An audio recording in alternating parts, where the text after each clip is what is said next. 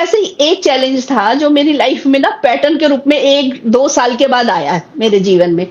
और वो पैटर्न से अब ब्रह्मा कुमारी का ये मुझे पता था कि ब्रह्मा कुमारी के उससे ज्ञान से मैं निकल सकती हूँ इससे। लेकिन वो पैटर्न मुझे लगता था कि मैं ज्ञान चला रही हूँ लेकिन मैं उस पैटर्न से निकलूं ना। मैंने बहुत कोशिश की, जो भी 3-4 साल वो ज्ञान ले लेकर अपने ऊपर इतना वर्क किया, इतना वर्क किया, लेकिन मैं ध्यान नहीं करती थी, सिर्फ ज्ञान से ही काम करना चाहती थी। फिर आया corona time, oh my God, वही मिरेकल हो गया कि वहां पर मुझे फिर ये पीएसएसएम से जुड़े हम, और फिर वहां से एकदम नई जर्नी शुरू हो गई और एक नया ज्ञान खुलकर आ गया पूरे पूरी दुनिया को। मतलब सबसे समझ लो कि यूनिवर्स का जो सबसे हाईएस्ट ज्ञान वो आ गया मेरे जीवन में। और वहीं से मुझे सब कुछ ये पता चलना शुरू हुआ, साथ में मेडिटेशन भी शुरू हुआ।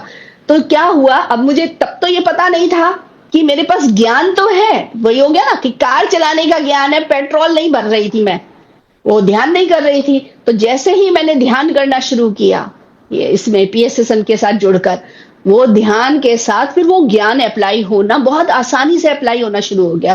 पहले मुझे रियली मेहनत लगती थी, जब मैं ध्यान नहीं करती थी तो वो ब्रह्मा कुमारी के ज्ञान को अपने जीवन में उतारने के लिए बहुत ऐसी फीलिंग आती थी कि मैं कितनी मेहनत करती हूँ हम फिर भी नहीं निकल पाते, कितनी मेहनत करती हूँ फिर भी नहीं निकल पाते।